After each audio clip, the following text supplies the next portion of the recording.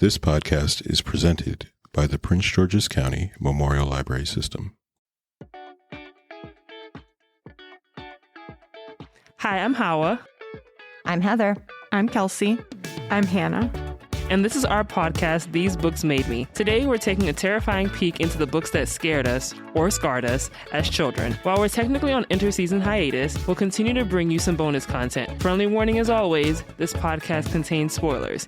If you don't know what... All right. Well, it seems Hawa might be indisposed at the moment, maybe abducted by aliens, unclear. So for everyone else... how do you feel about horror? Were you a horror reader growing up as a child?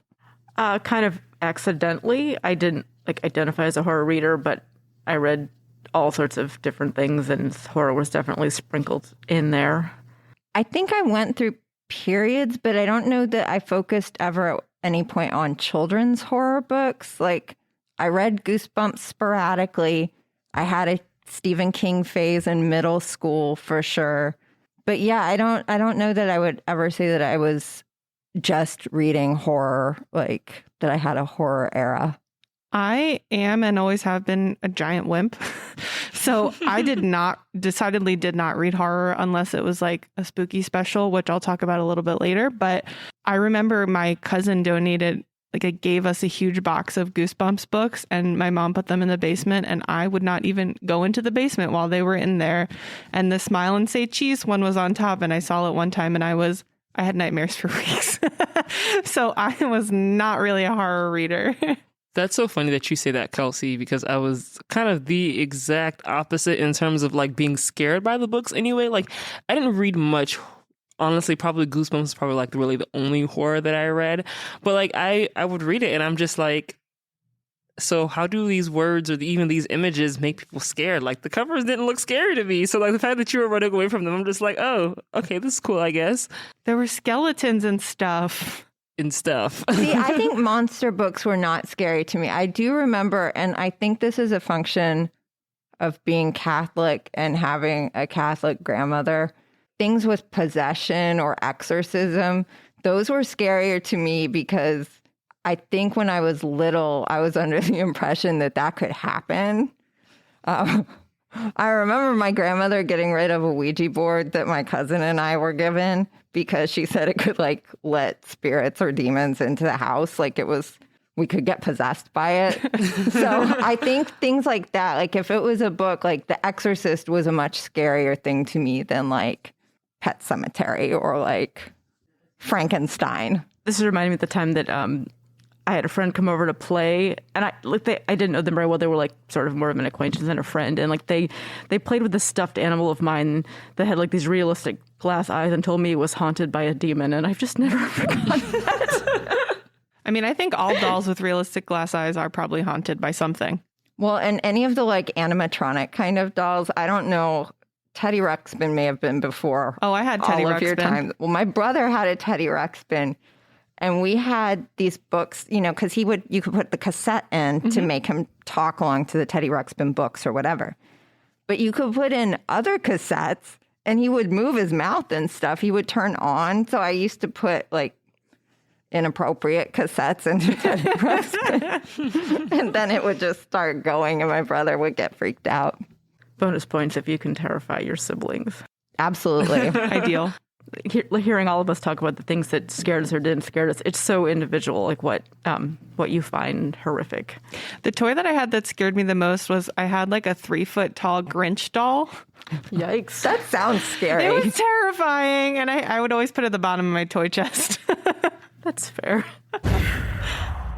All right. Well, after our digression into scary toys, which I think are a very prominent feature in some of the books that we'll look at later, possessed toys are a thing in horror.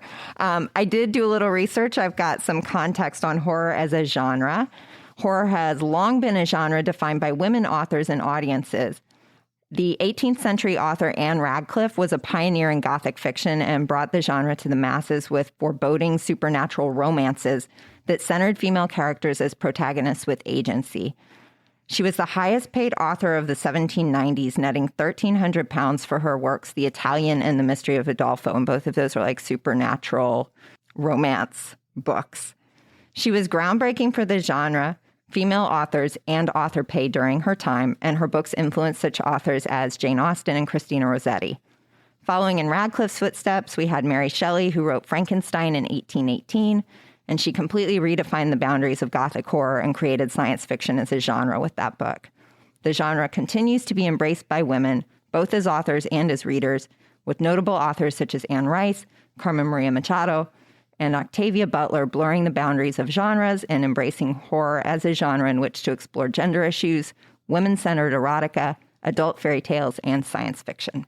So I wanted to dive in a little more and just talk about like knowing all this history that Heather just very kindly shared with us and the horror genre more broadly. Like, what are kind of our bigger thoughts about what it means, how we've connected with it over the years, what our takeaways are, especially from like a feminist, womanist perspective? I mean, I think part of why horror works well for women is because we experience some element of that loss of agency all the time, right? That's always a fear for a woman, being physically smaller, being more likely to be victim of certain types of crime. So I think that notion is always somewhat in the back of your mind as a woman. And then kids, of course, have like very little agency in a lot of ways. So that's probably also very like internalized. And I think horror really is about kind of controlling that feeling. So you're reading something where the character might not have much agency and they're being pursued and stuff, but you have control over whether you close it and you make it stop or you finish it and you find out what happens. I think it's like an illusion of control thing is part of why we're drawn to horror, because it lets us sort of deal with that emotion of feeling like scared, fear, loss of agency, but in a controlled setting. That's my thought. Yeah, totally. And I think also, like the daily mundane horrors that we might experience or feel kind of looming over us, sometimes it's, I don't know, you get tired of that, and having supernatural fictional horror feels almost like a welcome break, like a release valve for the stress of it. And then, like you said, you close it or you turn off the film and it's cathartic somehow. I think part of the reason I didn't like horror is because I was very conscious of my own mortality in a way that like you probably shouldn't be when you're 10 or so. But I was like thinking back, able to watch things like Scooby-Doo that like have some like scary elements in them because there was always a logic behind what was happening. And like that was comforting, that there was always a reason why the thing was happening. You could always explain like how they rigged the haunted mansion to have the ghost. It looked like a ghost, but it was really a dude running around flipping lights or whatever it was. And I think for me, that was comforting to have something scary that resolved. That makes total sense. I'm flashing back on this class I took in college. It was like mythology in the English department. And we were talking about a curse at one point. And our teacher pointed out to us that the idea of a curse that like stalks a family or people is somehow more bearable to the human psyche than bad things just happen and it doesn't mean anything. Sometimes almost having like something to ascribe it to is more comforting than just random horror. 100%. I think like the stories that are like almost more realistic in a way are the ones that are probably like the scariest to me, because it's just like you really think like, wow, like this could actually happen to me, especially like as a woman, like kind of like what Heather was talking about earlier. So I think that's interesting. So I think it's kind of cool to like for women to have such a like influential part in like the history of it, even dating back to like the 1790s. Mm-hmm.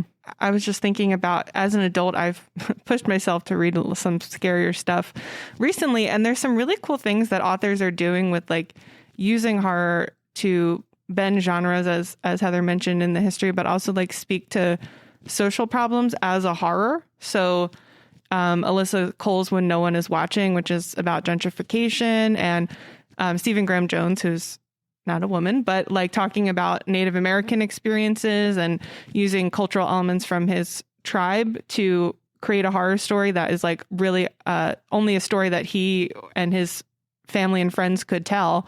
That's really creatively done and like terrified me. I think there's something really, and is all about like climate change and not respecting the earth. I think that's really cool. And I think horror really allows for those kinds of innovations in a way that some other genres don't, because you can bend the rules in some way that can like unsettle you, but then you can also like add some logic that tells a greater story. There's just a lot of places you can go if your goal is just to like scare and unsettle someone. Agreed. I like that, once you really start talking about it and really getting into it, it's not just, oh, ghosts and monsters and all these other things. It's like these real life situations. Like in the history, Heather had mentioned Carmen Maria Machado, which she wrote Her Body and Other Parties, which is a short story collection, which I actually read. And thinking back, I was like, I didn't really think about it as horror, but like it absolutely makes sense, especially some of the stories that were mentioned in there. So that was a good one. Yeah, I love that book. So good. Yeah. I randomly picked it up at like a baby shower because like it started with like the guests of honor didn't get there until like 3 hours after it started. So I started on my phone. I was reading it on Libby and I was just like, well, okay, I'm just sitting here reading. Oh my God. Sounds like its own horror story, a 3 hour plus long baby shower that Honestly. the guests aren't even doing. Yeah, I think that's an interesting point. Horror really does allow for a lot of social commentary, and you can really push the boundaries because you take things just one step farther. It's like satire in some ways, right? Yeah. Like, you look at a movie like Get Out, or in the kids section, we have a book that's called Zombie Baseball Beatdown, which, the cover is a zombie head that's been hit with like a baseball bat. So it appears to pretty squarely be in the horror genre, but the things in the book that are actually terrifying aren't the zombies. Like Bacigalupi looks at GMOs, so that's a whole thing because the cows have like sort of mutated because of the way that this plant has been treating things. He looks at the immigration crisis and like how poorly the undocumented workers in this town are being treated. He looks at political corruption. He looks at environmental issues. So like the cover makes you think, oh yeah, it's going to be like a Goosebumps book. There's a scary zombie and it's chasing people. It's not really about that at all. There's so much like nuance to the text. So I think horror does allow for a lot of exploration of like real issues. But yeah, then I think the resolution to things is always, they can be cautionary tales, but you have a resolution. It's not open-ended. So if you are taking aim at something that takes place like in our society, there is a resolution to it at the end, one way or the other. Yeah.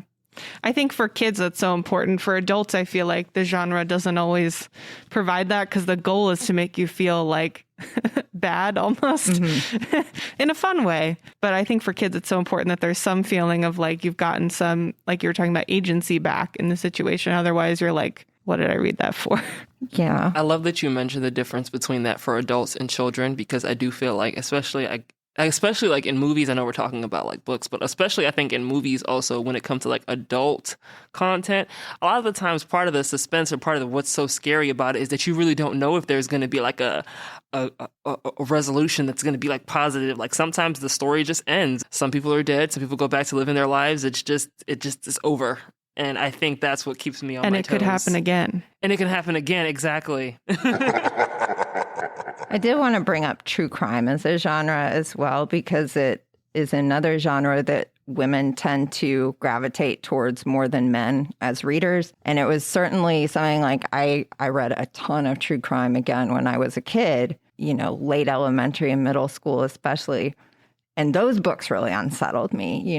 I remember reading In Cold Blood and being like really scared about someone breaking into my house and like piling up like blankets on top of me in the bed just in case somebody came in that would like somehow like shield me from a stabbing, I guess. Just give yourself a little air hole, though. Right, exactly. Like you just kind of snorkel out the one little thing. But yeah, I do think there is something there about women, especially like gravitating towards genres that are scary. It's almost like the devil is better than the one you don't. But there has been a lot of interesting conversation going on around like, are we maybe being too flippant about true crime recently? Like, have we gotten to the point where it's like more commodity than like actually remembering that it's true? So these are real humans that have been affected, and what is the cost of sensationalizing their story? I think that's a challenging question because I too love, especially a true crime podcast, and it can be challenging to find like what the line is or what's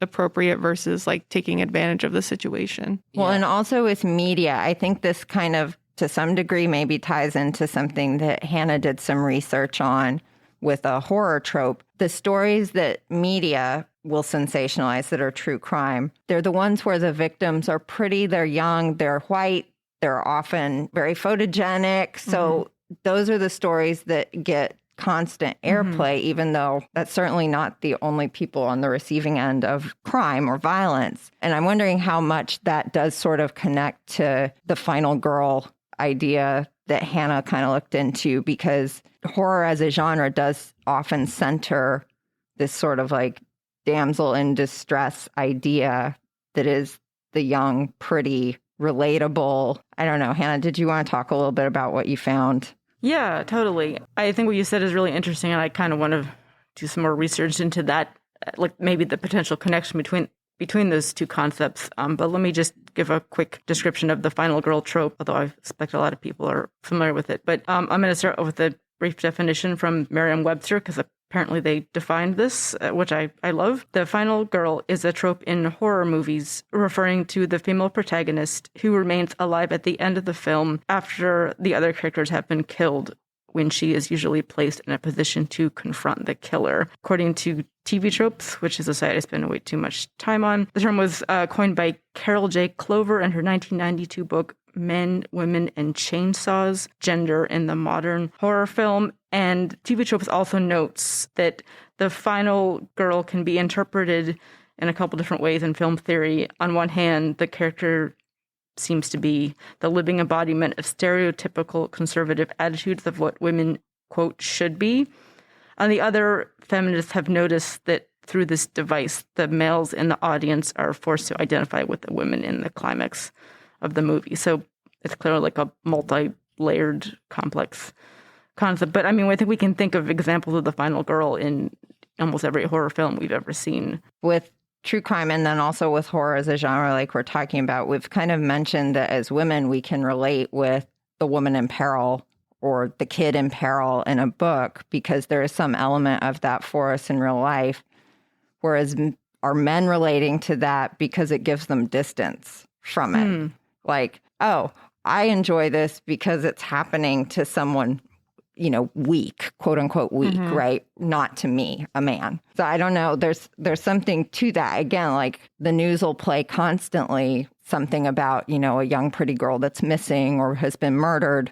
It wouldn't give nearly that kind of coverage to, you know, a middle-aged man. Yeah. That something had happened to. I think, I don't know. Or a non-white woman who is probably far more likely to experience a crime like that. Completely. And it's kind of a I don't know if double-edged sword is the right word, but like it's almost like those women get attention because it's you don't expect it. It's like, oh my God, this could never happen to her. A most recent example of this happening in the media, talking about, you know, lots of Indigenous women going missing, and there's not really the same level of coverage of their stories and experiences. I don't know, it's like a self-reinforcing bias that happens because it's getting so much coverage that we all feed into it. It's like a media machine that we're all creating together. Well, and is it also because we were talking about this idea of like a monster or something being a lot, there's that remove that you don't have if it's just people you know, right? The kind of fear that you have generally, it's a lot easier to deal with if you're scared of,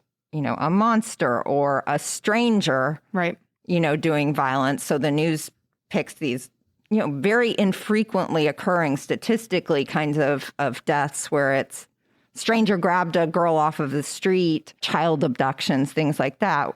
But they don't give that same attention typically to, okay, this case of domestic violence that happened, or this guy shot another guy over a drug deal gone wrong. They're not going to get that kind of exposure because maybe that's a little too close to home, and we prefer our fear to be sort of manifested in a way that we put it on, you know, a big bad rather than like this person that lives with me. Right. I don't know. I think it's interesting. Kids' books don't typically, in the horror genre, focus on parents being the villains, right? It is usually, it's a ventriloquist dummy in a Goosebumps book, or it's the big bad monster or corporation, or it's always something with some remove to it.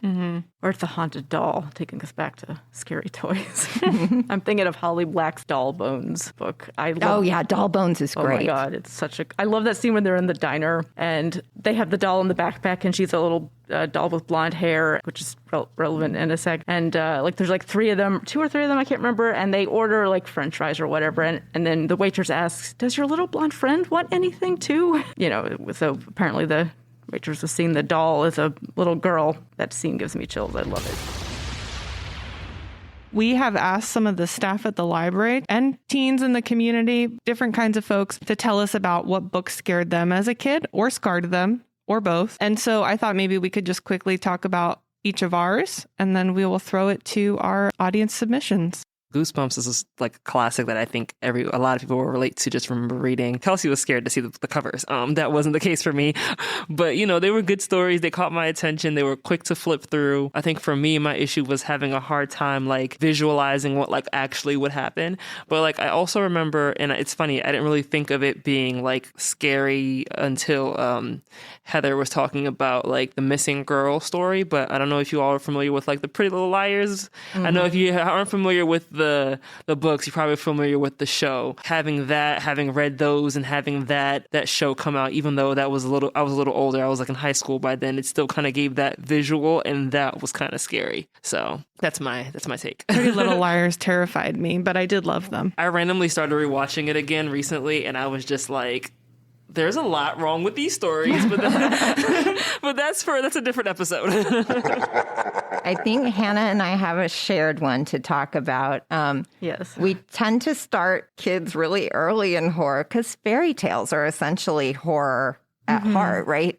The kids usually come out victorious, but there's witches, there's scary forests. There's fear is a big element of fairy tales generally. We both read when we were little this German set of fairy tales. In German, it's called Der Struwwelpeter. And when it was translated, it ends up being Sloppy Peter or like Crazy Hair Peter. It's a book that was written in like the 1840s, I think, by Heinrich Hoffmann. And it's lots of fairy tales. Like the title in German, the subtitle specifically says it's meant for 3 to 6 years old. It's not. It's terrifying.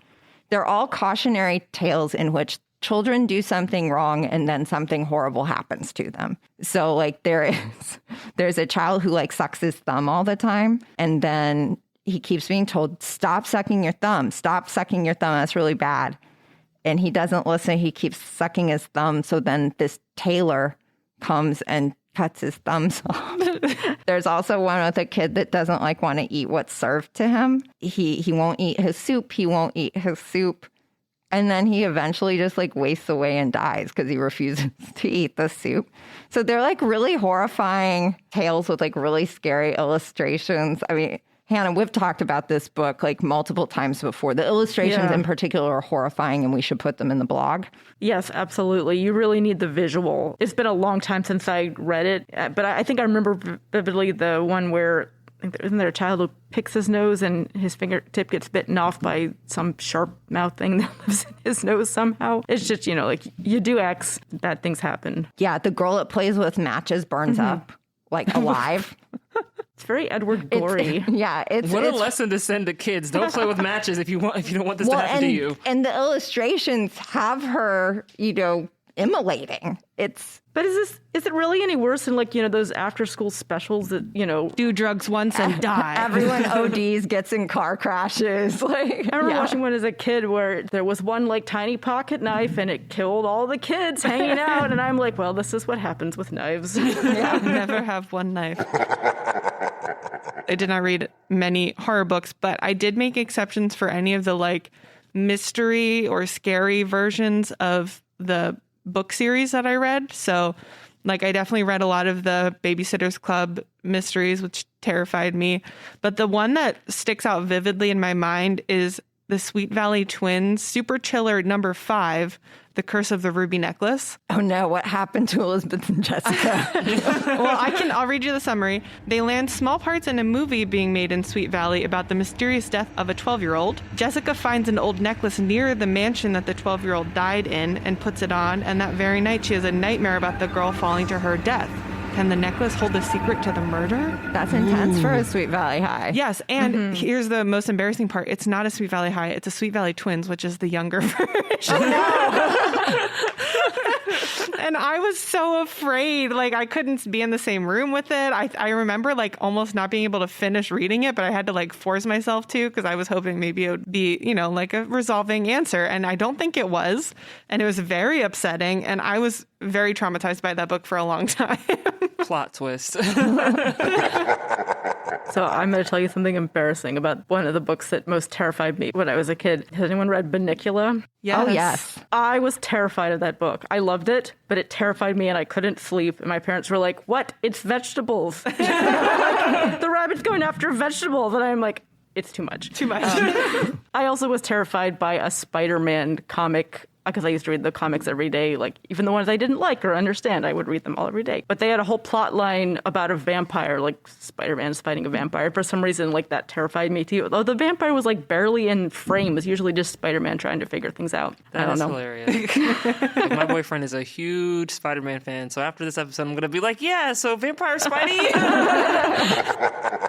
I'm kind of surprised none of us said what's the one with the girl with the green ribbon and like all those stories. Scary Stories to Tell in the Dark. It's a classic. It's like so classic. I think it almost goes unsaid about how amazingly terrifying it was. It's iconic. And those books are like so inspiring to so many people that work in film now in the genre. So I think like when you have a kid's book that Guillermo del Toro wants to adapt, I think you've hit on a winner. I think so. I think from what I've heard you all talk about the girl with the green ribbon in Carmen Maria Machado's book, Her Body and Other Parties, I think she has like her version of that story in there. So just throwing that out there. Wait, you haven't read it? I haven't read The Girl with the Green Ribbon? No, I haven't read that. Oh, you got to read that book. It's a showstopper of a story. Where can I find this? I think we have it on the shelf downstairs. The Alan Schwartz book, Scary Stories to Read in the Dark. I think it's in the first one, right? Not the second one. Yeah, I think so. Well, and the illustrations from those books, those are like iconic things that I think stuck with a lot of people as well. And really, I think illustrations in kids' books very much add to the impact and like how much recall you have for scary stuff. That helps give the visualization I was talking about. Yeah. When I was in high school, we did like for Halloween one year, we did like oral storytelling of scary stories. And someone told a story about this woman who's like driving home and a man starts like following her. And she's like, oh, why is this guy following me? And so she's like trying to evade him and he keeps following her and he follows her all the way to her house and she doesn't know what to do. And finally she just like stops in the driveway and he runs up to the window and you're so scared. And then he's like, I've been trying to tell you this whole time that a man got in your car right before you got in. He's in the back seat.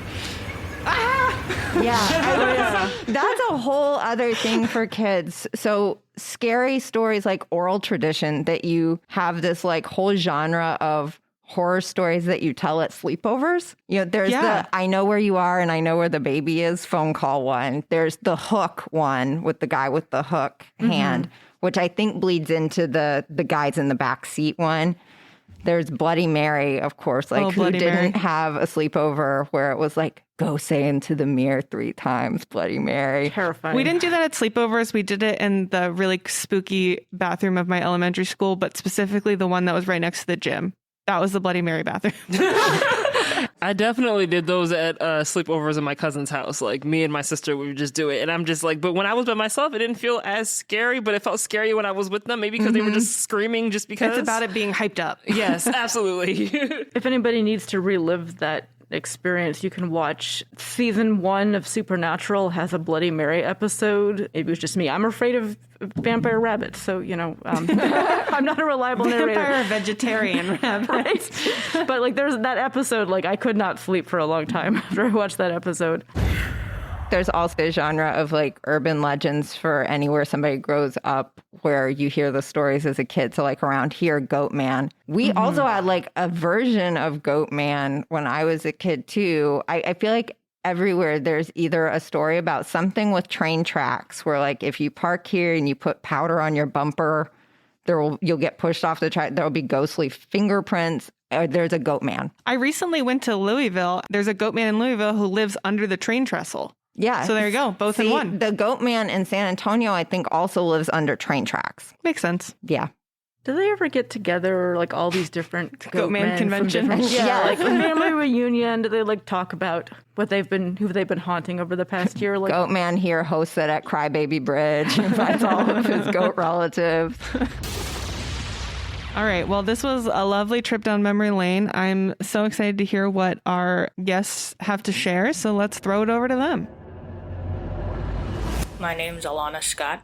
This isn't really a book, but it's more of a poem instead. So this poem was The Raven by Edgar Allan Poe. And it scared me a little because of all the like chaos that he was going through because of all like the images that he kept seeing and how he kept on freaking out over things that surrounded him in his house.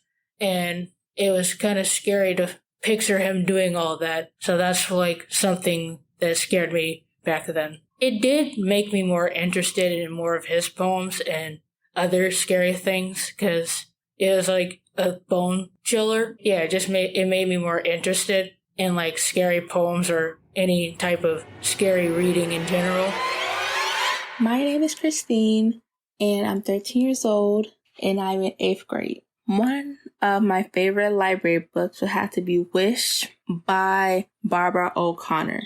I read this book back when I was in 4th grade. The story is about a girl who goes to Raleigh, North Carolina to be with her aunt and uncle because her mom was in her life, but she couldn't emotionally be there for her because she was always on drugs and her dad wasn't in the picture. It was more just her mom. And something that stood out to me was her mom constantly being on drugs, alcohol, and wasn't able to be present in her life. And that book kind of just made me appreciate having my parents, but I really was kind of scared. Like, how would I feel having my mom or someone really close to me not being able to be there for me because they were on drugs or alcohol? And then the girl, while she was with her aunts and uncles, she would see people who recognized her who she didn't even know, which was really scary to me because I wouldn't know how to react to someone I've never heard about before, seen before, to randomly come up to me and say that you know me because of my mom who isn't present in my life. So that's one of my favorite books. Okay, my name is Jaden Diaz. I remember there was this one Goosebumps book where it was like, I don't know if you read it, but it was like in the basement of stuff. There was like a whole flower garden, right? And in the story, there was like basically like a grass type of monster. It would really like freak me out because not only did I read the book, but I also like saw the film of it too. So when I would go over to my aunt's house, she had a basement and I would not want to go down there because I felt like a monster gonna come out and get me. I was really little, so I don't really know what I was thinking. The covers were scary. I can't believe those were kids' books. But yeah, for the time being, I think I was done with horror. Like, I haven't really gotten back into horror until like last year, being like a 16-year-old. It really gets your imagination running more. Like, I feel like when you're scared of something, you think about it more than, something that you enjoy, like a book in terms. Because, books, they want to capture you. So I feel like if they capture your fear, it's going to intrigue you more. Nicola Ray. I'm from New Carrollton. It would have to be Strumpelpeter, and I don't know the author, but it was a German book. We had a big German book that had all sorts of quote-unquote fairy tales. And each tale was creepier than the next. One was with cats, a girl who played with matches and the cats just watched her and then cried afterwards. And a kid who didn't want to eat his soup, and so then he died of starvation. A boy who sucked his thumbs, a very common issue with kids. And then a guy with really, really long scissors came and chopped up his thumbs. And the blood was very obviously depicted in the pictures. The ones with the cat and the scissors were the ones that, and I think one of them fell off a cliff because he wasn't paying attention. These were not ones that had happy endings. No, it was creepy to me then, and it was just really bizarre. It was this book that was kept in the living room, but we could get to it anytime we wanted. My sister and I didn't really understand why we had this book. My mother was German, and so it came from her heritage, but we didn't know why this was the book that she chose to have for us. We were not raised on Disney. We were raised on Grimm, but I mean, this is way creepier than anything else, any other fairy tales I had ever seen. Hi, my name is Maria, and I'm with the Hyattsville branch at Prince George's County Libraries. Hi, I'm Yesenia. I'm with the Bladensburg branch. For both Yesenia and I, what we wanted to talk about was Fear Street, but for me, more than anything, I think it was the Fear Street saga trilogy that actually made the biggest impression on me. And these are the books by R.L. Stine, and I think it was the betrayal from Fear Street that was the creepiest for me as a 12-year-old and as a girl, actually, because it explains a lot about the beginning of the cursed Fear family, which is what the street in the series is named after. So it does take place in the Puritan era. So you go back and forth between 17th century and the 1900s. I don't know if you're familiar with that saga, Yesenia, but as a 12-year-old reading about the witch trials and how they drag them out and burn them alive. I think that definitely freaked me out. And it was just the basis that one of the guys that the girl fell in love with that was dragged out, Susanna Good, the guy was actually the son of one of the rich families there and was a Fear. So at that point, it was just like terrifying that this guy she fell in love with was one of the ones that it's like, your family doesn't want you guys together, so you're a witch. So it was definitely a big thing for me as a 12-year-old reading this. Which Fear Street do you remember most? I was going to talk about the Slappy series. Oh, the dummy one. Oh my God. Yeah. That one was the one that did it for me. Like, those are the ones, like, it was like, okay, I read the first one. It scared the living daylights out of me. And then they started coming out with more and more and more. And I was like, I'm going to keep reading them. I don't know if it's just the adrenaline of being scared. I just thought it was like a really good series overall. And we used to have so many Barbies in my room when we were growing up, where it was like I would read the books with my sisters, and then we'd be like, okay, when my mom would be like, all right, time to go to sleep, turn off all the lights, we'd be like, give us one moment, and all the Barbies would go into the closet. Because it was just like, we're not sleeping with these out here. And the book would go under the bed. It's just like, no, we're just going to hide this and pretend we never read it until the morning. And it was just the fact that the dummy would start off as just like a regular, I guess it was more of a child's version of Chucky that made it so intriguing, where it's like, okay, you're not allowed to watch Chucky, but you can read the Slappy series. And it kind of starts off as the same, like, oh, this is just a doll. It's just a dummy. It's a ventriloquist dummy. And then it slowly starts coming to life. And then it slowly does like these evil little things that it's just like, they're not that evil like Chucky, but it's enough where it's just like, that's scary. Yeah. No, and that's true. And I think that's the bigger difference with the Fear Street sagas, because those were meant for older teens, which I did not know at the time when I picked it out. It was the cover for me that actually pulled me in, because it was this young girl with this like silver necklace and blue jewels on it, which is like a big significance in like the curse within the Fear Street family. They were all meant to be for older teens. So they were more gory, they were more violent, and which is the case here when we see with Slappy and even like the witch trials. They were pretty graphic for younger adults. And like even now, like R.L. Stine has released new books in the series in 2014, which, I mean, young adult literature nowadays is definitely a lot more violent than it used to be when we were growing up. I think as far as I ventured into adult horror is like now recently I read The Dangers of Smoking in Bed, and it's like very short stories that are kind of gory and not necessarily scary.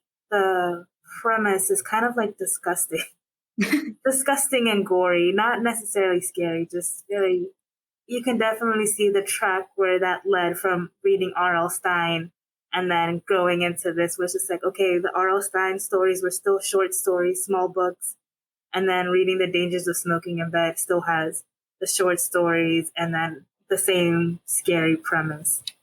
Yeah, I think it's a little similar. I tend to stay away from the gory stuff, but I can definitely see how this particular series, at least with the romance and the horror of it, it kind of led me into like gothic horror and just like typical like classics like Mary Shelley's Frankenstein or even like Jane Eyre, like those creepy with like some kind of romance typically in the middle of it. And it's like, I think that's definitely where Stein led me with that series. I think that's the most horror. Otherwise, I can't. Which is probably like even like the Conjuring movies. Like I think because I love the way that the scripts are done, but the romance of it is actually what brings me back to that series. I think we all need to be scared of something. Yes, it definitely helps as we get older and we have to like do mandatory readings because there are some interesting works out there. Or even if you go back and like read Dracula, I think for sure Stein would be such a great starting point. I agree. Hi, I'm Will from the South Bowie Branch Library, and a book that scared me as a child was The Witches by Roald Dahl. The main reason it scared me was Roald Dahl said this was a true story. He said, you know about the witches of fairy and folk tales, but let me tell you about real witches. And I think that really sort of stuck with me, and the plausibility of there being, these more covert witches was very scary. In addition to being a child and being the witch's number one victim, they were on the lookout for me. This was an enemy that I had previously not known about. So I was grateful, obviously, to get the knowledge to protect myself from this book, but also very scared that there were these women that were after me potentially to do me great harm. Oh, also, not everyone makes it out okay in that book. It wasn't a close call that was escaped. There was some real damage dealt, and I think maybe at the time that was a little jarring for me. I thought if the story was about you, you were pretty much safe, but that was not the case. Definitely a scary book. And now I'm going to pass it over to Tracy Montgomery at Hyattsville. I want to talk about these books that scared me when I read it when I was younger, and it was in a dark, dark room and other scary stories. The story in here that scared the living daylights out of me for years was called The Green Ribbon. And it's about a girl who wears a green ribbon around her neck, and she meets her boyfriend, and like they live happily ever after. But the whole time he asks her why she has the green ribbon and if he can take it off, and she says no. And then when they're really old, she says, I'll tell you all about the green ribbon now, and you can untie it. And when he unties it, her head fell off. And as a kid, I was terrified of this. And I grew up when those thick necklaces, like of the little wire that were like super stretchy, were on your neck. And every time I saw them, I was like, oh, that person should never take it off because their head's going to fall off. And this has followed me into my adulthood. So I just wanted to share the scary story that I read when I was younger that scared the living daylights out of me. We're going to play a game, by which I mean take a quiz.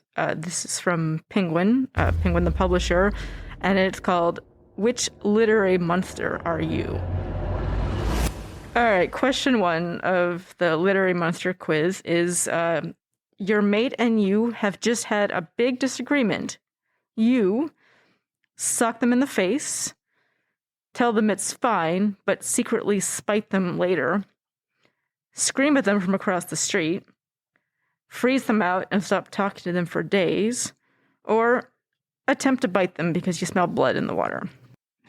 I think for me, I'm going to go with tell them it's fine, but secretly spite them later. That's what I also will be doing. Well, I am going to attempt to bite them because I smell blood in the water. I also love the idea of just like, even though are they your flatmate or just your mate? Because I love that you just run into them in the street and you're just screaming. Right? I'm like, I feel like there's a lot of, is this a British slangy quiz? Because some of the language they've put into the responses is it's British. Yeah. I like that, like, to spite someone is a verb. All right, question 2. Is violence ever the answer? Your answer choices are almost always, maybe down the line. If I'm angry, maybe. I don't know. No? Yes? Quiet domination will do. or I will bite you. I'm going to go with I will bite you. Me too. You can't go wrong with that. Like, I'm not really one for violence, but biting just seems like a passive way of, I'm very passive aggressive. So that's what I'm going to go with. I think I'm going to go with quiet domination. That's a good response too. All right. How do you deal with criticism? Lashing out? Quietly accepting it, but plotting their demise? Getting a bit frantic? You will not tolerate this. You can't hear criticism underwater. I'm going to go with getting a bit frantic. I'm like, what is the real answer and what do I want the answer to be? Right.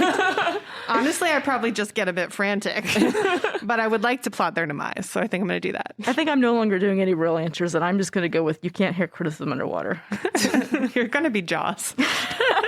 Probably. Your ex texts you. Your response is to immediately send back the most rude, hurtful reply you can. Pretend to be friendly, but spread a nasty rumor about them. Go berserk. Tell them your side of things, but if they accept it as truth, ghost them. Swim up from below them and attack when they're least expecting it. I'm going to ghost them in the theme of Halloween. I'm going to go with swim up from below them and attack when they're least expecting it. Keep in mind, I can't swim, but I like the way that answer sounds the best, so we're going to go with that. I am going to go with go berserk just because I'm trying to confuse it a little bit and not make it certain that I will come up as Bruce from Jaws. If you could have a villainous superpower, it would be incredible strength, shape-shifting, flight, mind control, or lastly, the ability to leave the water and breathe above ground. So I guess to be a land shark. Oh my God, flight. I'm going to go with shape-shifting. I was torn between shape-shifting and flight, but I'm going to say shape-shifting because if I could shape-shift, I could shape-shift into something that can fly. That's true. That's 4D chess right there. It's like solid reasoning. Yeah, agree. I would pick shape-shifting as well. I regret my choice. I was hasty. I'll pick flight and join you on the flight side. Okay. You could create so many problems for everyone if you could shapeshift. Honestly. Because you could just pretend to be them and then be horrible and ruin everything. You'd be like that goose from the Horrible Goose Game, but like you could shapeshift into different animals. You could create so many problems on purpose. Just total chaos. It would be great. It would be amazing. Which is the ideal scenario to enact vengeance? With brute force, deviously, unexpectedly and suddenly, in the icy, lonely cold of winter, or in the salty waters of the ocean where humans dare to swim. I'm going to go with in the icy, lonely cold of winter. Vengeance is a dish best served cold. Yeah. Yeah, lovely. I would say unexpectedly and suddenly. You have to have the long game. It's the whole, like, the mills of God grind slowly, but they grind exceedingly small. You gotta let somebody get comfortable before you... Then you yank the rug out from under them. I'm going to go deviously. I'm also going to do deviously. There is one cupcake left in the fridge, but 3 of you want it. How do you get it? Do you push the others out of the way? Do you disguise yourself as an impartial arbiter of who gets it, then steal it? Do you take small bites out of it that are imperceptible until it's gone? Do you quietly whisk it out of sight for eating later? Or I don't eat cupcakes because I'm a bloodthirsty shark. I think sharks eat cupcakes. A shark would totally eat a cupcake, especially if it was surrounded by a delicious person shell. Exactly. Personally, I'm going to go with take small bites out of it that are imperceptible until it's gone, because that's just like really evil. You're like the rabbit in my garden that took one bite out of every single radish we planted and ruined the whole patch. That's just cruel. It really is. I'm going to whisk it out of sight for later. I'll just disappear the cupcake. But what I would really do is shapeshift into somebody else, steal it as them, and then let them take the fall for it. Good use of powers. I don't eat cupcakes because I'm a bloodthirsty shark, even though I do, but I don't realize that I'm eating cupcakes. Because they're in someone's stomach acid being dissolved. I'm just thinking about the salty human shell. Delicious. What else should we know about you? I can be quite violent. I can be quite manipulative. I can be quite chaotic. I can be quite cold. Literally, I don't know how to make this clearer. I am a shark. I was just about to say I want to be chaotic and pick literally, I don't know how to make this clear, I'm a shark, but then I realized I should pick I can be quite chaotic. Yeah, I think it is no surprise to anyone who knows me.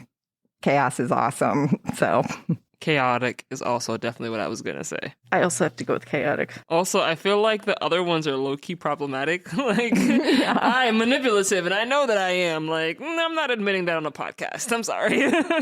I'm not admitting it, but it is true, but I'm not admitting it. We don't have to admit anything. yeah, would an actual sociopath like admit that they were a sociopath on a podcast? Probably not. Unless it would get them something. So, are we going to read our responses? Yeah, Yeah. go for it. Yes.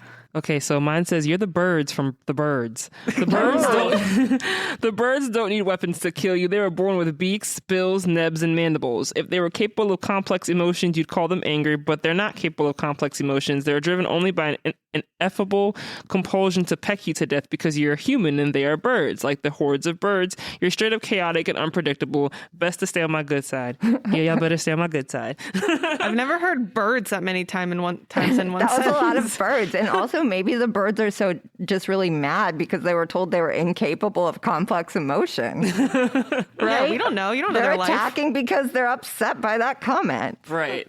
Don't dismiss the birds. I'm impressed that you not only shapeshifted into a bird, but multiple birds. How is now a murder of crows? Okay, I got your Tom Ripley from The Talented Mr. Ripley. Me too. Yay!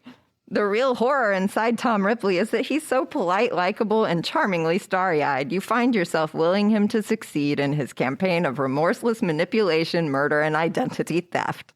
You're not as bad as him, but you have a single-minded manipulative streak that's unsettling. I have not seen that movie. Yeah. Is that movie terrifying? I've never seen it. No, Okay. it's not.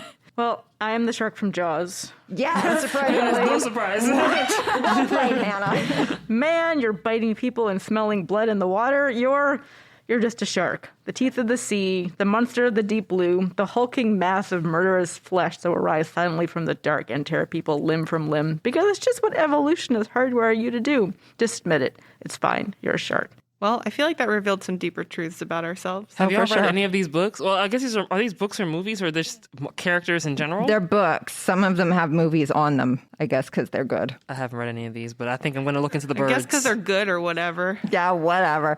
No, I read Jaws. Jaws was actually a pretty good book. I can't remember if I read it or not. I definitely saw the movie. I might have read the book. The movie is also pretty good. Yeah, classic film. Sequels, not so much. Never saw any of them. I think I'm going to steer clear. Well, that's it for this episode of These Books Made Me. We'll be back with more miscellany during the hiatus. Keep your eye on the feed and join us next time. Feel free to drop us a tweet. We're at PGCMLS on Twitter and hashtag TheseBooksMadeMe. You can also send us your questions at thesebooksmademe@pgcmls.info. For historical deep dives and read-alikes, check out our blog, which is linked in the episode notes.